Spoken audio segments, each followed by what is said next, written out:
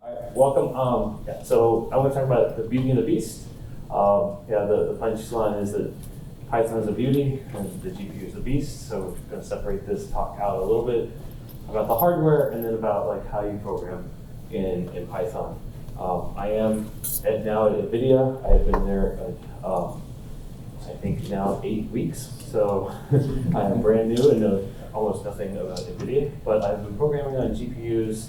I think I gave this talk in I think Andreas Faulkner gave the GPU talk, I gave the distributed talk at PyData NYC 2012. So we've been around a long time using Python GPUs.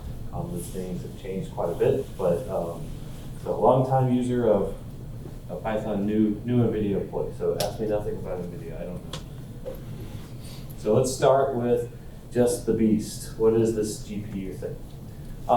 The first and foremost is this concept of SIMT, not SIMD. So most computers, like when you take your computer architecture class, you'll learn about 5-stage pipelines and you'll learn about streams of data. And the kind of von Neumann architecture is like you have maybe multiple streams of data and you give instructions to those streams of data. GPUs flip that. You're actually multiply going to the thread level. And so when you're programming on a CUDA device, you're actually programming the threads, and then the data is being scheduled through all those threads. And we can talk about why that helps you. First and foremost, it's extreme parallelism. You will have thousands of threads coming through on one GPU, whereas in a standard CPU, you might have on the order of 8 data streams, 32 maybe. So generally, you're getting much more parallelism on the thread on the SIMT model. And the other thing that is kind of a curse, but also a blessing, is that you get this fine-tuned memory management. So if you ever try to actually tell your computer which bits of memory to load, it's very difficult, right? So, and that comes back to the way the pipelines work, and scalar architectures are rearranging your instructions as your code gets generated and so forth. And so computers have gotten so smart, they know how to schedule your data better than you do, except that gets in your way a lot of times when you go for performance. So GPUs kind of step back, and you can actually, when you're programming in C++ and C++, you're telling it, I want this register to load this memory. And you can control the register file, the L2 cache, the L1 cache, and so forth.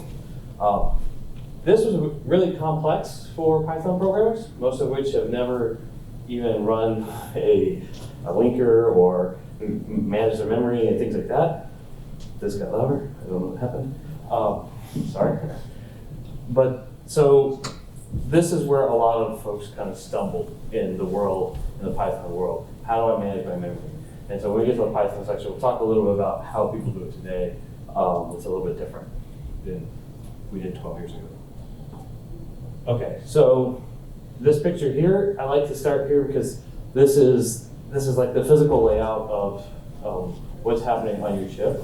This is called a stream multiprocessor, where if you look at a CPU, and this is all published in the Harper architecture manual. So if you go to the manual page, the white papers at NVIDIA, they give you all these details so you know how your machine works. But if you go to a GPU or a CPU, you just have a 5-stage pipeline, and the registers are kind of, they're there, but you don't really know exactly how they're laid out. How the streaming multiprocessor works is that it tells you, it's like, we have a processor, we have our registers, we have the file for those registers, and the thread that's going to be running on this processor will have fast access to this register file.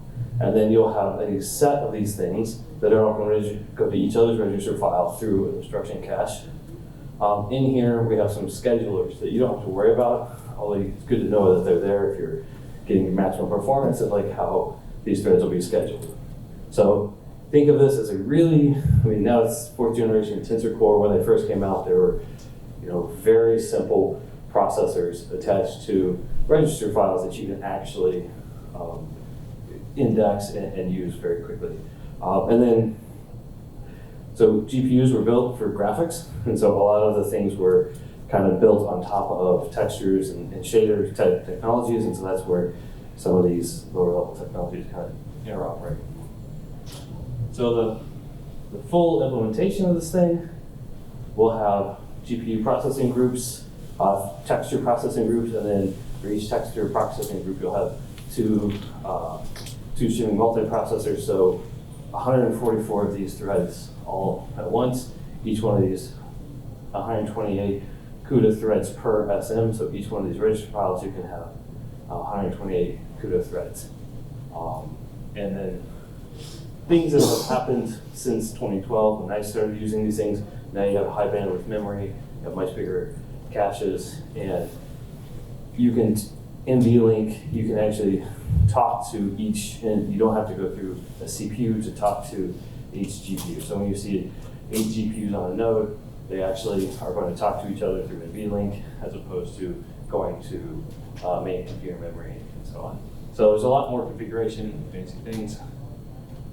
This is what the current Grace Hopper looks like in its full scale. So each one of these are the memory groups, one of these are a texture group, and then this block here will be the GPU group. So that you can imagine when these things are scheduled, all these threads run at once, all these threads run together, and you can split these things up a little bit through virtualization, but you kind of have a block level where different things are running all the time.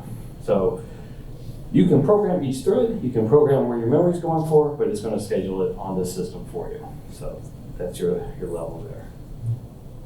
Okay, getting dialing back a bit from the hardware. So we have some of the 80 billion transistors on the hardware architecture, which is the current mainline architecture.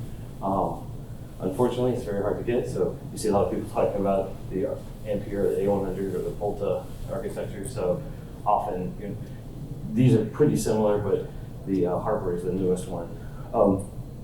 We've added a few things, such as the transformer engine and these multi-instance GPU systems, so that now memory can be handled a little bit more automatically and transform onto the system as you come into.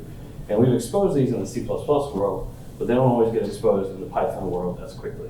And so this is one of the reasons I'm here, is to help get more Python onto these chips quicker. But now we're able to see a 6x performance for transformers, because we're able to stream the tensor through tensor cores and so forth. And then another thing that's pretty cool is still, it's come out and it's still evolving, is confidential computing, so that people can't see what's going, like they can't inspect memory and things like that, even if you're virtualized and so forth. So kind of helping people get on the cloud faster, things like that. And then we've evolved the NVLink and the dynamic programming instruction sets. Okay, take a step back. Who would use all this parallelism? Why would they use all this parallelism? If anyone who checks NVIDIA stock price will know that they're doing quite well, just because these applications of graphics, scientific computing, data analytics, deep learning, and so on have really started to become very valuable to society. And so these are kind of where we play. If you have a very branchy code that's, I don't know, like maybe trying to create a CRM type thing or graph or UI, maybe not the thing to learn, right? But if you want the fastest kind of computing or the fastest deep learning, learning how to use the hardware can boost you up quite quickly. And it might only be 10x on a single card, but then you start adding NVLink and 8 cards to a chip, and then the faster connects and the DGX things, then you can get to scaling much quicker. So there's like an exponential scaling that compounds on itself. And that's why deep learning systems, inside the computing systems, have really embraced CUDA. Okay, so that's all good. That's the beast. That's the thing we're trying to get to work. But we're Python programmers. We want things to be beautiful.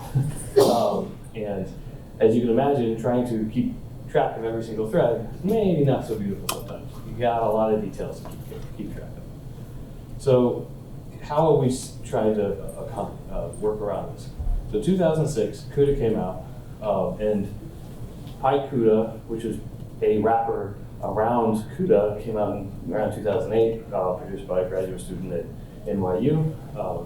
And he did a good job of like getting the memory and mapping the memories of the Python world to the CUDA world and so forth. Back then, I still just wrapped mine in C++ code, but he came around, we were able to switch to PyCUDA. I think maybe the Theano was probably one of the bigger use cases, and Theano was an early deep learning framework that basically had its own compiler built into it. So when you program for NVIDIA GPU, we actually use a system called PTX, which is a virtual machine, as opposed to going straight to the registers and files and whatnot. PTX actually is a virtualization that allows us to change the ISA underneath the card, so the instruction set. So it's changed 9 times, so we have 9 compute capabilities over the last 20 years or so. And by going straight to the PTX versus maybe the C code, you can actually get to a little bit more performant card. You don't have to see it overhead and so forth. But it's also stable through every single one of our cards, so that all 9 architectures you're able to touch through the PTX. And so Theano was one of the first compilers that did that. Then Numba came out, and so Numba is a compiler for Python on basically Python arrays, and so then we were able to do just-in-time compilation, and you didn't need to learn CUDA, handle memory management, and so forth. And from there, we saw a big uptick in the usage of Python, these things, both TensorFlow and PyTorch came out with either XLA or other technologies underneath where they were actually jitting to the card itself. So I could write Python, and it would be jitted to the card itself. CuPy is kind of now the big standard. I mean, as PyCUDA was developed by a grad student and supported very well.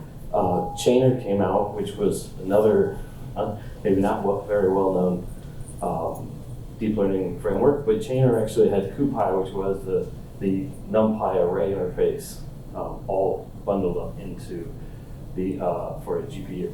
And so CuPy survived, and so CuPy made it everyone kind of did these deep learning frameworks, and they're like, well, hey, it'd be actually even better if I could just work on the arrays themselves. Okay. So once we had CuPy, NVIDIA invested in making data analytics and putting data frames and graphs and sparse computing on the GPU and making that fast. So now data analytics algorithms such as XGBoost and even other data science things that maybe not deep learning could be applied. So once we had arrays, we could actually put the set of libraries on top of it. And the next talk, we're going to talk a little bit about some of the work that's come to other graphics libraries and whatnot, or other libraries like scikit-learn using tools that were more the library side. Just like CuPy, the linear algebra was great. JAX came out, which took out the TensorFlow's XLA and wrapped it in a way that worked with NumPy. And since then, we've had quite a number of projects pop up. CUDA Python is just the very low-level version of CUDA, and Warp is a real-time engine on top of CUDA that can generate simulations. OpenAI Triton, which is different from the Triton that was mentioned in the keynote, is another linear algebra generator, and I'll show off that in a little bit. And then we have cuNumeric, which is a multi-node version of numeric or of NumPy that interoperates between multi-node, multi-GPU, and supports most of the NumPy syntax. In the future, Mojo's kind of come out and say, hey, we're targeting this as yet another compiler. So in this slide deck, in the history, we have kind of, I'll say, 3 major systems that GPU-enabled libraries that are like coming out right now, and probably a lot of folks kind of, if you only just use PyTorch or TensorFlow, you realize that I can just hit the GPU button and accelerate it, and that's great. And that's probably where most people kind of hit these things. Stay tuned for the next talk, because they'll talk about how to use scikit-learn in that same framework, right? The second is automated systems, so like Numba, JAX, and so forth. They will do the compilation for you and produce the register management and everything like that. And those systems are kind of evolving, and so OpenAI Triton is another one. I'll show how that works. And I think this is where a lot of people go get their most bang for their buck, because often, if your analytic isn't implemented in your library, you need some way to create the code that's going to run on the GPU, and these automated systems give you like a very quick way of doing that. And then there's kernel authoring, like the actually writing something that's going to generate the C level code, which sometimes you need to do, because as you can tell, like any automated system is bound to break somehow, and so there's tools for that. So major, if you're looking for just libraries, right, major things to check out is Rapids, which provides both a data frame library, a graph system, and a sparse linear algebra system for running on a GPU. And with those and that sits on top of a whole bunch of other libraries, and we can integrate with things like NetworkX and Pandas and so forth, so that we can speed up your analytic code. So depending on where your fundamental data structure lies, so you can kind of grab the various data science libraries on top of Rapids. And then there's a ton of other third-party libraries, scikit-learn, PyTorch, and TensorFlow all have a GPU story at this point. So those are great, and we'll learn a little bit more about scikit-learn in a minute. Using automated systems, there's kind of two flavors. There's, hey, I have an array system, so like CuPy and JAX. I have a NumPy array. You just give me my array, and I call a NumPy operation on that array, and then it kind of figures out how to call the how to push the memory over, and how to call that, and so forth. And then the other side of that is just-in-time compiling, which I mentioned. And these systems really are focused on taking your Python code and turning it into something that can run on a GPU. Generally, these days, it could go. There's different interfaces it could hit. Numba's hitting PTX. OpenAI is actually generating to a system called Cutlass, which is a NVIDIA-supplied library that exposes the newer Tensor Core systems. So like the original systems would just register files and shaders. Now, in that picture, I forgot to point it out, but there's actually a scheduler that will schedule tensor operations through tiles and things like that. And so OpenAI Triton is using that. And PyTorch compile. So PyTorch is being rewritten in Python completely, and it's using most of it's underneath is OpenAI Triton for its actual compilation level layers. So just to give you a flavor, like using these automated systems. So here's like an example of the Numba code. Say I have just a simple function I want to add 2 vectors and put them into a third vector here. First and foremost, you say I need my thread ID, because I need the ID. Each one of those threads is going to know how to get its ID. So when it gets scheduled, the SDK is going to get each one an ID. And when you have your ID, there's a block. There's a block ID and there's a thread ID. And remember how I said those things were like all these run, then all these run, then all these run. So that's done by blocks and threads, and you get your. Sorry, I need to proofread my code better. Your IDX is actually the usual thing where you combine your blocks and your number of threads together. So you have threads, blocks, and then you get your actual ID for the thread to work. Okay. And to set that thing up, you basically set up a grid. You set up the block size, and then you actually can pass this into the function. Usually these things are, templatized, or in this case, we're saying, we have an interface that tells our kernel, like run it in this shape, and this is how we'll execute on the system, and we just give it our our actual X, Y, and Z vectors. And these are dense vectors. They can come from various different places. CuPy is typically what you're going to use. I'm going to create my vector like a NumPy array. I'm going to pass it. Now, one thing to note is that these things here, these are not pointers. In C and C++ world, we like to just pass the pointer and let the system take over things. Numba, because it's trying to emulate the actual array system, you'll just pass it in kind of normal arrays that you've allocated on the CPU or the GPU device. OpenAI's Triton code basically removes the need for the thread level, and you just come through and you have an ID and you have your index, and instead of using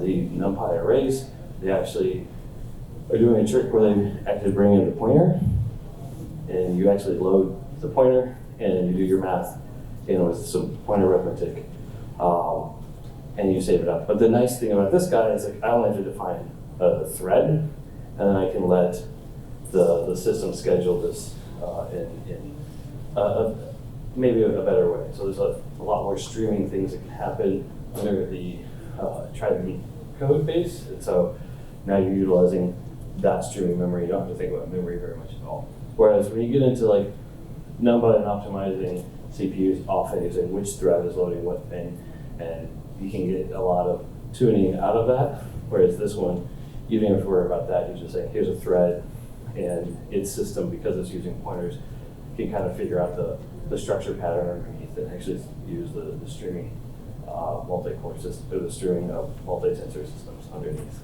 So those two really good ways to get started if you've never done real low-level CUDA programming. And at some point, you're going to need to write your own kernel. CuPy has a great system that just takes a string, takes your CUDA string and turns it, runs it over the NumPy array.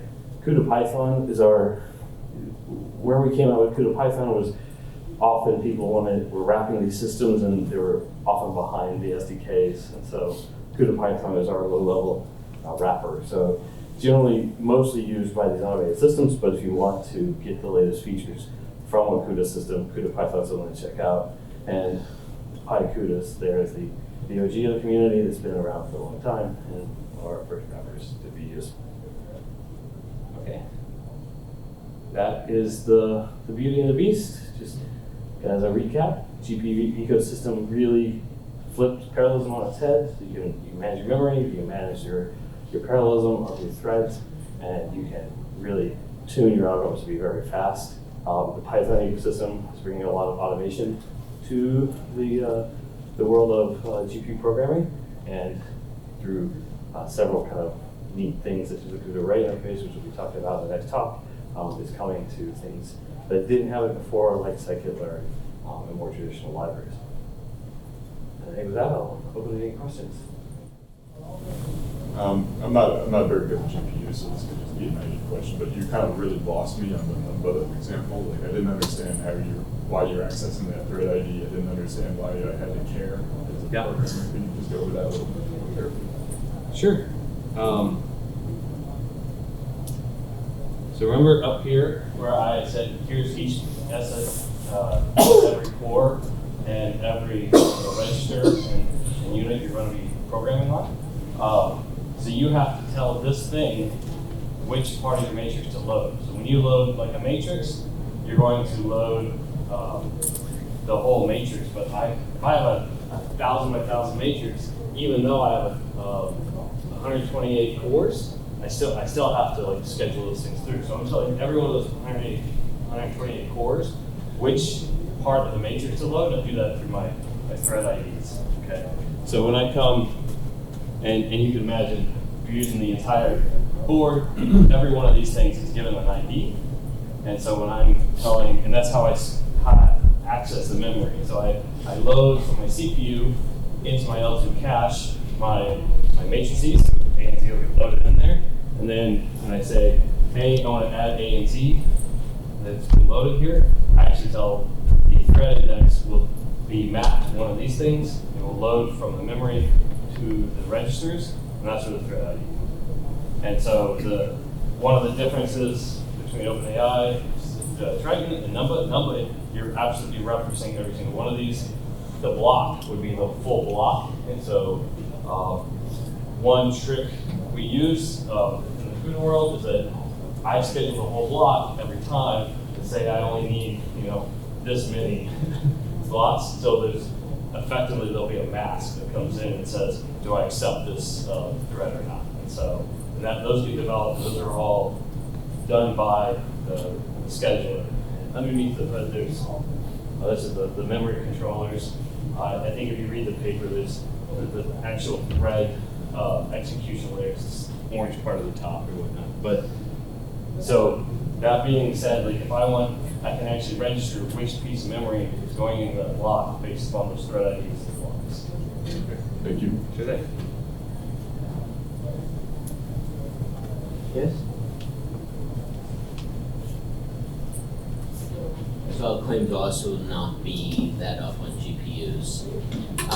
Of all the libraries, assuming I just want to play with it at home, do any of them have a better than the other tutorial from the standpoint of like, here's 16 things that you can build up to?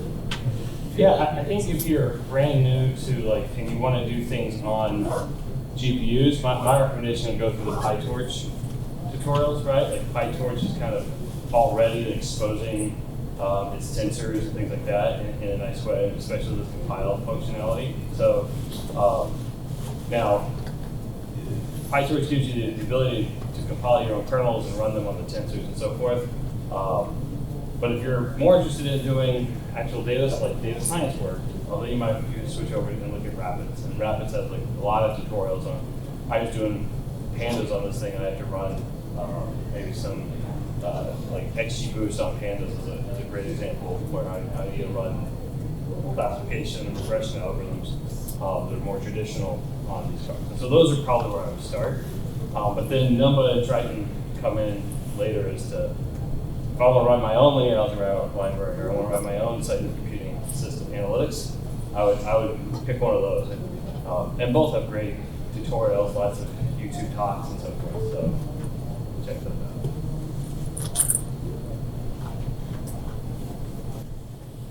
Hi, I know we're very focused on like the future and where a lot of this stuff is going and how great a lot of these new frameworks are, but as a person who, when I was unemployed, the one thing I did to keep myself entertained was transpile Google's Deep Dream from Python 2.7 to Python 3, and part of the challenge of that is just how poorly a lot of this AI and GPU stuff is aged, and is, you know, we've moved on. We go straight from what was basically nothing, you know, when people thought AI wouldn't amount to anything and CNNs were very primitive, to now we have this whole ecosystem for stable diffusion and stuff like that. So really my question is, I mean, you know, what I had to do is build a container that had all the depths like Ubuntu 18, Bionic Beaver, you know, stuff like that. That CUDA is locked to that version of Ubuntu, and I was just wondering, like, what does backwards compatibility look like for these GPU architectures? What does data preservation look like for this if you want to, you know, look back at these older models and introspect from them? Yeah.